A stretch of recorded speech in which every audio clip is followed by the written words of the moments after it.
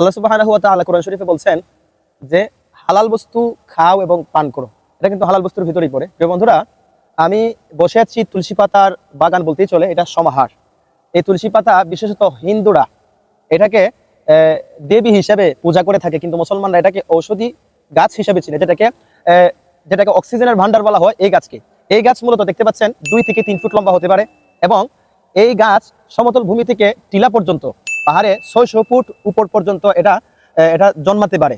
এই গাছ ভারতীয় উপমহাদেশে, ভারত বা ইন্ডিয়াতে এটাকে 4 ভাবে বাণিজ্যিকভাবে তারা ব্যবসা করে থাকে। আর বাংলাদেশের মানুষগুলো এটাতে ঔষধি হিসেবে ঔষধি কাজ করে। এই তুলসী পাতা এবং তুলসী পাতা এবং তুলসী গাছের 4টা প্রকার রয়েছে, 4 জাতের রয়েছে। একটা হচ্ছে বাবুই তুলসী, রাম তুলসী, কৃষ্ণ তুলসী, শ্বেত তুলসী। এই গাছের গুণাগুণ হলো সর্দি, কাশি, ঠান্ডা যদি আপনার সমস্যা হয়, আপনারা এই পাতার রস, দেখেন আমি চিবিয়ে খাচ্ছি, পাতার রসটা আপনারা মধুর সাথে মিক্স করে যদি খেতে পারেন, সর্দি, কাশি, ঠান্ডা অবশ্যই চলে যায়। আর একটা বিষয় হচ্ছে, আপনার দাঁত যদি ব্যথা করে প্রচুর পরিমাণ, তাহলে অবশ্যই দাঁত ব্যথার সময় আপনার এই পাতাকে বেটে গোলমরিচের সঙ্গে, যেটা আপনার গোস্ত রান্না করার সময় দেওয়া হয়, গোলমরিচের সঙ্গে বেটে এটা যদি দাঁতের এক সাইডে দেওয়া হয়, দাঁত ব্যথা ইনশাল্লাহ কমে যায়।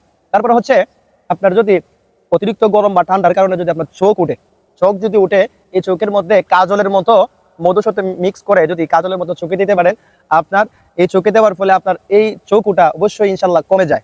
তারপরে হচ্ছে, আপনার যদি কুষ্ঠরোগ হয়, তাহলে এই পাতার রস খুবই কার্যকরী, এবং এই পাতার রস আবার আয়ুর্বেদিক চিকিৎসকগণ পাতা এবং রস এবং গাছ, এটাকে তারা চিকিৎসা হিসেবে বিশেষ ভূমিকা পালন করে এই গাছ।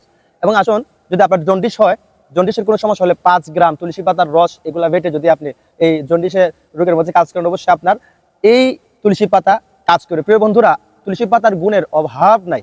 তাহলে আমি যে কয়েকটি রোগের কথা বললাম, আপনারা আমল করুন এবং তুলসী পাতার গাছ আপনাদের বাড়িতে রাখেন, লাগান, এবং এটা দিয়ে প্রত্যেকদিন রস খাবেন। দেখবেন আপনারা অবশ্যই প্রত্যেকটা রোগের ফলাফল পাবেন ইনশাল্লাহ।